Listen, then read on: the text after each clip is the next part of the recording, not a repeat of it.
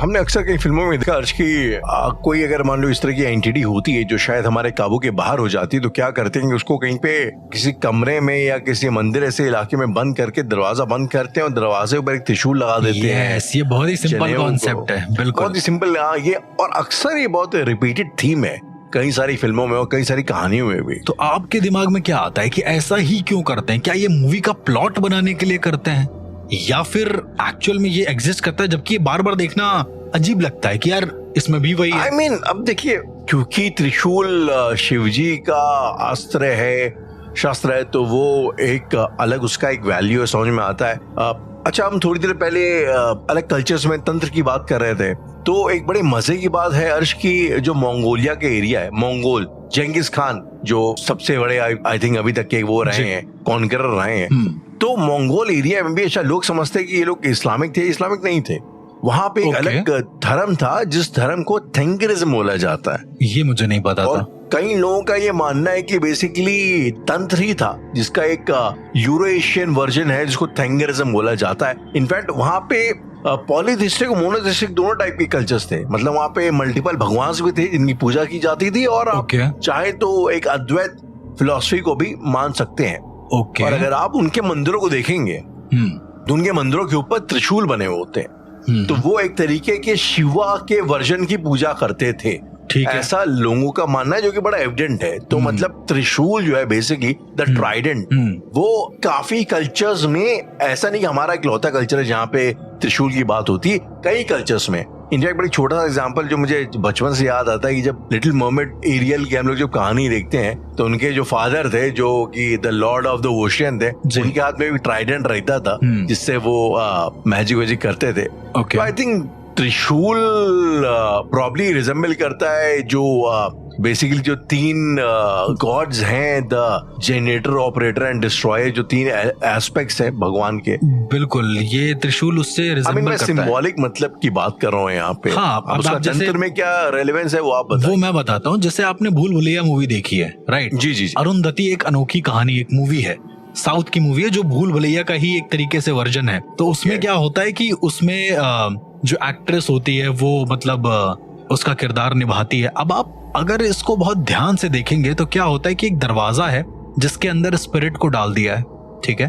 दरवाजे को बंद करते हैं, दरवाजे के ऊपर वो लोग कलावा बांधते हैं। सबसे पहला काम होता है कलावा बांधना।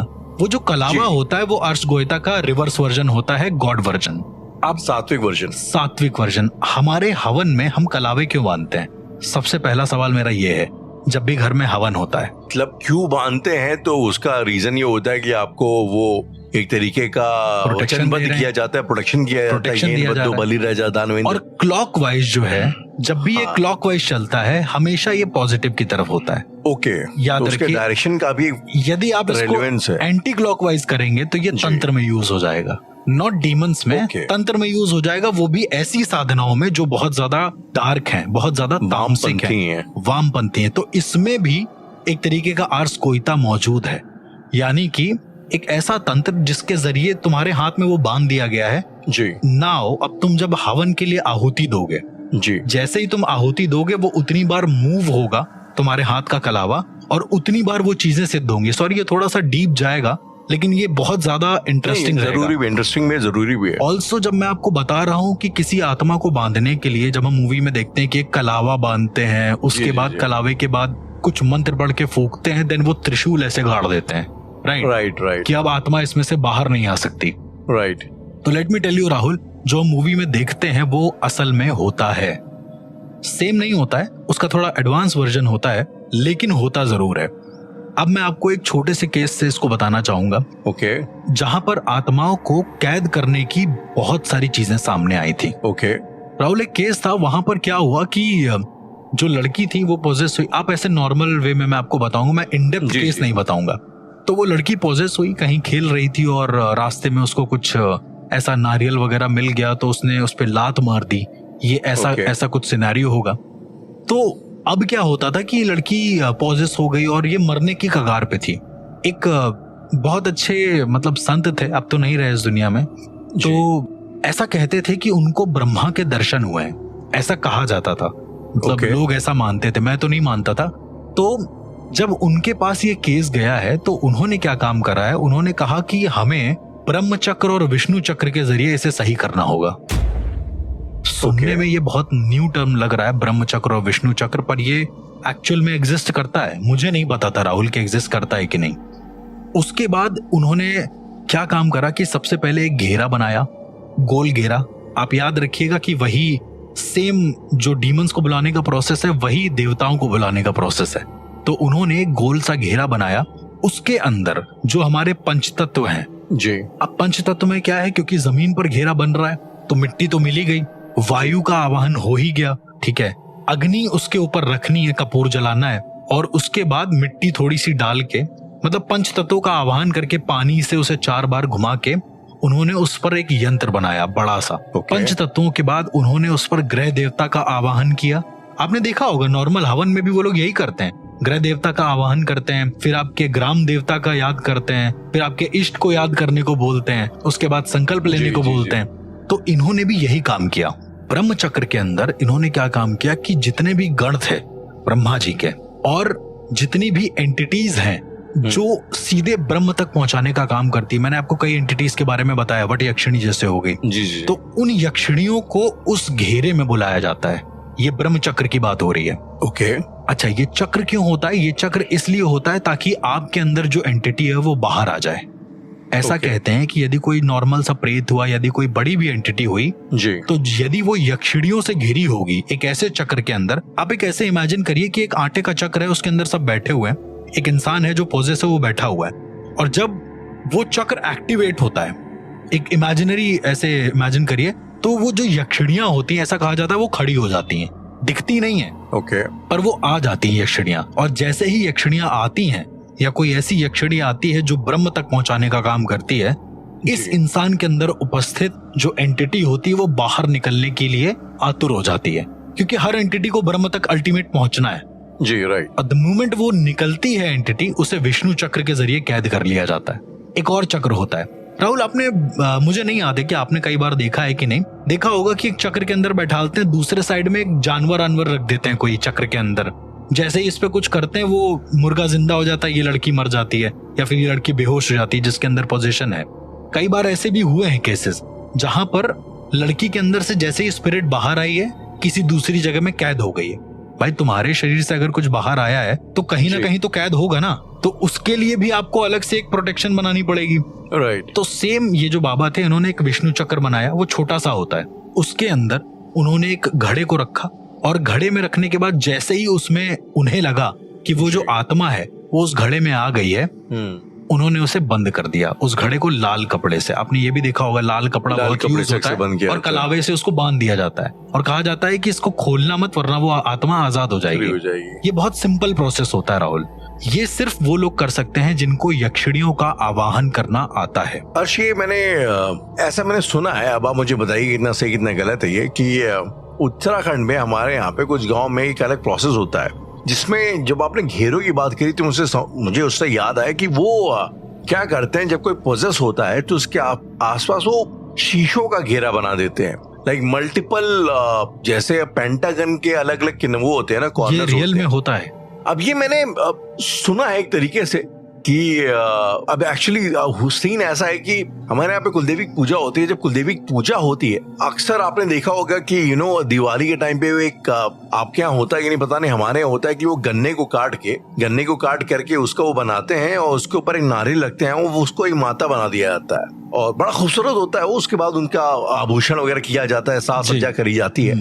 और उसके बाद हमारे यहाँ कुछ इलाकों में क्या करते हैं कि माता के आसपास शीशे के घेरे लगा देते हैं, ताकि अब उनका लॉजिक ये कि माता अपने आप को देखती हैं कि वो कैसी लग रही हैं, कैसी कितनी सुंदर होती हैं। ये एक बार प्रोसेस चल रहा था मेरे यहाँ पे। तो ये प्रोसेस होता क्यों, मैं थोड़ा जानना चाहूंगा इस प्रोसेस के बारे में पहले। नहीं, प्रोसेस जैसे आप दिवाली के टाइम पे लक्ष्मी माँ की पूजा करते हैं जी, वैसे ही जो है कई बार कुलदेवी की पूजा अगर मान लो करनी हो, मंदिर दूर है नहीं है और आपको कुलदेवी का आह्वान बेसिकली उसके ऊपर किया जाता है। मतलब एक गन्ना लेते हैं, ठीक है, गन्ने को काट करके उसके छोटे छोटे 2-3 बनाते हैं पीसेस, ठीक है, ओके, और उसके बाद उसको एक लकड़ी से एक सिरे को बांध करके उसका एक जैसा स्टैंड जैसा बनाते हैं उसका, ओके, ठीक है, स्टैंड जैसा बनाया, उस स्टैंड के ऊपर नारियल को रख दिया, वो माता का सर हो गया, उस नारियल में आंखें बनाई, उसमें नथुनी लगाई, उसमें उनके होठ बनाए, कार्व कर दिया, प्रॉपर कार्व कर दिया। उसके बाद उनको बकायदा चुन्नी उन्नी पहनाई गई और उसके बाद उनके माथे पे मुकुट लगाया। क्या तो बात ये है। सब करने के बाद बड़ा खूबसूरत लगता है। ये भी वो। एक तरीके का तंत्र है, मान के चलिए ऐसे। अगर हाँ देखा जाए तो एक तरीके का तंत्र है। वैसे जी। आज तक मुझे तो एक बड़ा वो खूबसूरत कस्टम कल्चर लगता था माता को बनाने का। जी। और उसके बाद ये होता है शीशे बनाने वाले काम। तो एक बार जब मेरे सामने ये चीज हो रही थी तो मैंने पंडित जी से पूछा कि मतलब ये क्या हो रहा है, तो बताया उन्होंने कि माता का बेसिकली एक तरीके, एक माता अपने आप को देखती है वो कैसे लग रही है। बेसिकली माता का एक जोन है, क्योंकि Okay. माता एक जोन क्रिएट होता है। और बातों ही बातों में उन्होंने बताया कि ये चीज करके वो लोग कई बार लोगों को जाकर भी करते हैं और लोगों का पोजीशन भी खत्म करते हैं। व्हाट? हाँ, शीशे का घेरा बना करके इस तरीके से। तो मुझे अब उस टाइम पे लॉजिक उनका कहना ये था कि जब 2-3 शीशे आसपास एक दूसरे के सामने होते हैं तो वो जो आत्मा एंटिटी होती है वो एक अनंत काल के लिए उसमें फंस जाती है, एक लूप में फंस जाती है, एक तरीके के मिरर डायमेंशन में फंस जाती है। ऐसा उनका होता। उसके बाद जब वो निकल जाती है तो आप बाद में आके उस शीशे को तोड़ देते हैं। बिल्कुल। ये कॉन्सेप्ट आई गेस मूवीज में भी दिखाया गया है कई बार कि कहीं पे कोई पोजीशन है और उन्होंने कैद कर लिया शीशे में और शीशा तोड़ दिया हमेशा के लिए। स्टार्टिंग में यही सबसे पहला यही सीन है। कॉन्स्टेंटाइन मूवी के स्टार्टिंग में यही चीज होती। जी बिल्कुल। ये बहुत ही ज्यादा इंटरेस्टिंग है जो आपने बताया है, क्योंकि मैंने कभी आज तक मिरर त्राटक में या फिर मिरर डायमेंशंस में कभी आत्माओं को भेज कर कैद करके तोड़ने का कॉन्सेप्ट नहीं देखा। देखा है, 2-3 बार देखा है जी। पर इतना ज्यादा इन डेप्थ नहीं। जैसे आप बता रहे हैं कि इस तरह से पोजीशन भी होता है, 3-4 शीशे लगा दिए जाएं। शायद मेरा ऐसा मानना है कि ये भी एक तरीके का ऐसा बनाया हुआ इंद्रजाल है या एक ऐसा तंत्र है, मतलब अ सेट ऑफ मैजिक है जिसके जरिए आत्माएं कैद हो सकती हैं। मैं कभी करूंगा जरूर, फॉर श्योर, क्योंकि जिस तरह से आप बता रहे हैं ये प्रोसेस कारगर है। अब मैं आपको बताता हूँ थोड़ा और कैसे, जितना मैं समझ पाया हूँ। जी। आपने बोला है कि कुल देवी को बुलाना है, कुल देवी का आवाहन करते हैं और उसके बाद देवताओं का आवाहन होता है। अच्छा, बात ये होती है जब कुल देवी आती हैं तो उनके साथ साथ 5-6 देवता और भी आते हैं जब आवाहन किया जाता है। जी। तो उस समय जाहिर सी बात है जिस घेरे में वो हैं, जिस जगह पर वो हैं, वो जगह अपने आप पॉजिटिव हो जाती है। राहुल, मैं आपसे पूछना चाहूंगा कि जो आपने प्रोसेस देखा, क्या उस प्रोसेस में कोई घेरा बनता है जिसमें वो माता को रखा जाता है और शीशों को प्लेस किया जाता है? अब ये बड़ा इंटरेस्टिंग कि माता को ना एक सॉर्ट ऑफ एक परात समझते हैं आप, जो एक बड़ी सी प्लेट होती है जिसमें आटा गूंदते हैं। जी। तो उसमें चावल बिछा करके उसका एक बेड बनाते हैं और उसके ऊपर गन्नों को टिकाते हैं। ओके। बेसिकली वो परात ही एक तरीके का बॉर्डर होता है, आप ऐसा समझ सकते हैं। परात या थाली जैसा भी आपके पास हो, तो उस थाली के ऊपर वो तो बेसिकली थाली उनका एक वो होता है और उस थाली को एक हल्दी से किसी चीज से उसको सजाया जाता है, उसके बॉर्डर्स को कलर किया जाता है। तो इन अ वे एक बॉर्डर बनाया जाता है, एक दायरा बनाया जाता है। बिल्कुल, मैं इस बात से बिल्कुल अग्री करूंगा, क्योंकि ये बहुत ही इंटरेस्टिंग चीज बताई आपने। मुझे नहीं पता कि इंडिया में और कितने ऐसे एग्जॉर्सिज्म के तरीके हैं या फिर तंत्र को समझने के तरीके हैं जो आज भी मौजूद हैं। लेकिन ये जो अश्वगोइता के बारे में आपने बताया ना कि इस तरह से इसमें डीमंस एग्जिस्ट करते हैं, तो राहुल, जब अपने देवताओं वाला जो हम लोग प्रोसेस हम आपको बता रहे हैं ना, जिसमें आप सात्विक प्रोसेस से आप घेरा बनाते हैं और इसको करते हैं, तो ऐसा भी कहा जाता है कि जब देवता आते हैं तो वो जो आटे का जो घेरा बनाते हैं वो धीरे धीरे लाल पड़ने लगता है। अब आटे का लाल होना मैंने कभी नहीं सुना, ना मैंने कभी देखा है अपनी आंखों से। ओके। मैं सुना बहुत हूँ, मैंने ये प्रोसेस को खुद पे किया बहुत है कि एक घेरा बना लिया, सुरक्षा चक्र। मेरे मुंह से आपने कई बार सुना होगा सुरक्षा चक्र के बारे में। तो सुरक्षा चक्र हर एक साधक को बनाना जरूरी है, वरना कौन सी एंटिटी कब आकर उस पे क्या कर ले तुम्हें पता भी नहीं चलेगा। जी, ऐसा कहते हैं। अच्छा, अगर राहुल, बहुत सारे लोग जो सुन रहे होंगे सुरक्षा चक्र के बारे में, मेरा ऐसा कहना है कि वो लोग भी सुरक्षा चक्र बना सकते हैं। कैसे? There are possibilities, there are ways in Sanatan. मतलब कहते थे कि जब पुराने समय में जो ऋषि मुनि होते थे, जब वो कोई चीज करते थे, कोई हवन करते हैं, कोई पूजा करते हैं, या जो पुराने तांत्रिक साधक होते थे, अघोर होते थे, जब वो अपनी बड़ी सिद्धि को हासिल करने की कोशिश करते थे, तो वो ऐसा घेरा बनाते थे कि हवा तक उन्हें परेशान नहीं करती थी। यदि एक तूफान वाला भी सिनेरियो आ गया ना बीच में, आपने देखा होगा बहुत सारी मूवीज में कि तूफान आ रहा है बट स्टिल वो हवन कर रहे हैं, खड़े हुए हैं, पूजा कर रहे हैं कंटिन्यू। तो ऐसा कहते हैं कि वो जो घेरा बनाया जाता है, अन्न से जो घेरा बनाते हैं, अन्न से बनता है, कभी कभी उड़द की दाल से बनता है, तो वो जो घेरा बनाते हैं, उस घेरे में गलती से भी कोई एंटिटी एंटर नहीं कर सकती, क्योंकि वो घेरा ऐसा होता है कि उस घेरे में यदि उस साधक की मौत हो जाती है या फिर कोई एंटिटी फंस जाती है तो वो अनंत काल तक उसी जगह पर फंसी रहती है, मतलब उसका दायरा बढ़ भी नहीं पाता। मैं आपको बताता हूँ कैसे। एक साधक थे, अब नहीं है इस दुनिया में, मैंने सुनी सुनाई बात है अगेन। तो उन्होंने क्या काम करा कि उन्होंने अच्छा, उनको ध्यान करना बड़ा अच्छा लगता था, तो उन्होंने कपाल वार्ताली अच्छा उनके पास थी, सिद्ध थी। तो उन्होंने अपने घर के राहुल चारों तरफ आटे से घेरा बनाया कि भाई कोई एंटर ना करे, उसको नजरबंद किया। इस तरह के भी घेरे मौजूद होते हैं जो नजरबंद करते हैं इंसान को, मतलब आप उनका घर मौजूद है, ऐसा नहीं कि घर गायब हो जाए, लेकिन जब आप उनके घर के पास से गुजरोगे ना तो उधर नजर ही नहीं मारोगे आप। ओके, इसका पीछे क्या लॉजिक है? मतलब इसे नजरबंद करना कहते हैं, उस घेरे के जरिए, उस सुरक्षा घेरे के जरिए, ताकि मतलब आप खुद नजर जाएगी नहीं वहां पे, आप ऐसा नहीं, आप जाएगी, आप देखोगे उधर लेकिन ध्यान नहीं दोगे। बात ये आपकी एनर्जी को रिफ्लेक्ट कर देगी वो, मतलब आप कहीं इधर उधर और ध्यान देने लगोगे। ये जो घरों में नजर बट्टू वगैरह लटकाए जाते हैं अर्श, तो क्या इनके पीछे लॉजिक जो ऐसा ही होता है? मुझे मैंने कहीं पे एक चीज सुनी थी अर्श की, अब आप बताइएगा कि जो हमारे यहाँ कहते हैं ना कि औरतें माथे पे बिंदी लगाती हैं, अब उसके बहुत सारे रीजंस हैं। कुछ लोग चक्र से भी उसको रिलेट करते हैं, कुछ लोग कहते हैं तो खाली सिंपल एक ब्यूटी का वो, बट कुछ कई लोग का ऐसा मानना है कि जब आप बिंदी लगाते हैं, and that made a lot of sense to me, होता है कि जब आपकी नजर कहीं गई है, उसने माथे पे लाल बिंदी लगा रखी, तो आपका फोकस चाहे अनचाहे वहीं चला जाएगा, बिल्कुल, मतलब अनकॉन्शियसली आपका दिमाग फोकस वहीं चला जाएगा। तो आप ज्यादा उस पर्सन के ऊपर इधर उधर फालतू दिमाग लगाएंगे नहीं। आई मीन, हालांकि ये बहुत ही सरफेस लेवल की बात है, it's not necessarily true, but it can also make sense, कहीं ना कहीं थोड़ा बहुत सेंस भी बनाता है। बिल्कुल, बहुत ज्यादा। अब जितनी भी चीजें हमारे यहाँ पर मौजूद है राहुल, उनका कहीं ना कहीं कोई सेंस जरूर है। एक राहुल आश्रम था, मैं आपको उसकी बात बताना चाहूंगा। उस आश्रम में एक रात में 7 मौतें हुई जी, और 7 ऋषि थे राहुल। ये एक बहुत ज्यादा अजीब चीज है।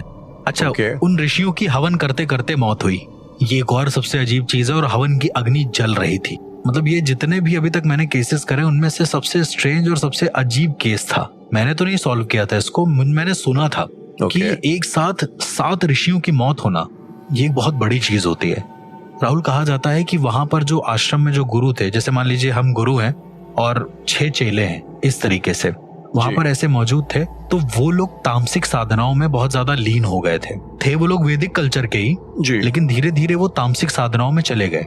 अब ये आसपास के लोगों की कहानियां हैं, वो बताते हैं कि ये लोग क्या काम करते थे, काली माता की जो मूर्ति होती है राहुल, उसे अग्नि में मतलब जला देते थे। किसी ने देखा होगा और उसका विरोध किया, तो उस इंसान के घर में 2-3 मौतें हो गई अपने आप। ओके, मतलब कोई वहां से गुजरा होगा तो उन्होंने देखा कि वो जो 6 ऋषि हैं, उनका एक गुरु है, वो काली माता की मूर्ति को हवन की अग्नि में डाल रहा है। ओके, मैंने आज तक कभी ये प्रोसेस सुना नहीं कि काली माता की मूर्ति को तुम अग्नि में डाल दो। काफी डेंजरस साउंड कर रहा है, काफी डेंजरस साउंड कर रहा है, यानी कुछ बड़ा प्लान कर रहे थे। इसके अलावा जो इंसान ने देखा था ये, वो इंसान आज भी स्लीप, मतलब एक तरीके से एक ऐसे कोमा में है कि वो जिंदा तो है लेकिन बोल नहीं सकता, मतलब सपने की दुनिया में है वो एक तरीके से। ओके, एक तरीके के लिम्बो में फंस चुका है वो, मतलब वो बोल नहीं सकता, वो देख नहीं सकता, वो सो रहा है, एक तरीके से वो फंसा हुआ है। ओके, बहुत गंदी तरीके से जी। अब पता कैसे चलता है, क्योंकि उसने और भी 2-3 लोगों को बताया कि यहाँ पर ऐसा ऐसा हुआ है जी। तो जिन लोगों को बताया था, उन्होंने कई सारे बाबाओं से पूछा, तो किसी के पास इसका जवाब नहीं था।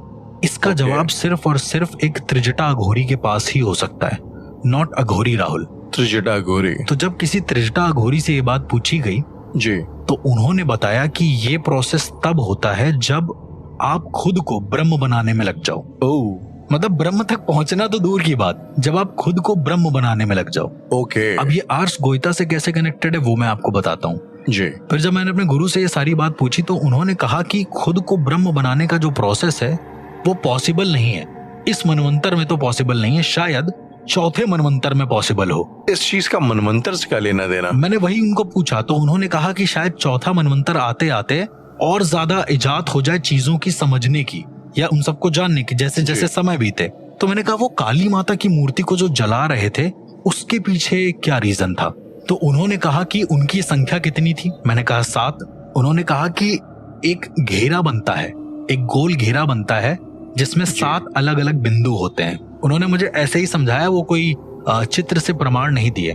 7 अलग अलग बिंदु होते हैं जो एक सर्कल को प्रदर्शित करते हैं, बीच में अग्नि होती है, और यदि उस अग्नि में तुम किसी ऐसी ऊर्जा को प्रवाहित करते हो जो बहुत ज्यादा हायर लेवल की होती है, तो क्या होता है कि उससे एनर्जीज निकलती हैं और तुम्हारी बॉडी में मतलब वो 7 पॉइंट पे जाके कैद हो जाती हैं हमेशा के लिए, यानी उन 7 शरीरों में कैद हो जाती हैं। तो ये जो 7 लोग थे ये करने का प्लान कर रहे थे कि पहले काली माता की मूर्ति को सिद्ध किया, प्राण प्रतिष्ठित किया, उसके बाद इन्होंने उसी काली माता की मूर्ति को उठाकर अग्नि में प्रवाहित कर दिया। लेकिन एनर्जी इतनी ज्यादा थी कि जैसे ही वो उनके शरीर में आई वो वहीं पर उनका दिल रुक गया और वो लोग मर गए वहीं के वहीं। उस एनर्जी को वो लोग झेल ही नहीं पाए। राहुल, हम इंसान ये भूल जाते हैं कि बड़ी एनर्जीज को काबू करना हमारे बस की बात नहीं है।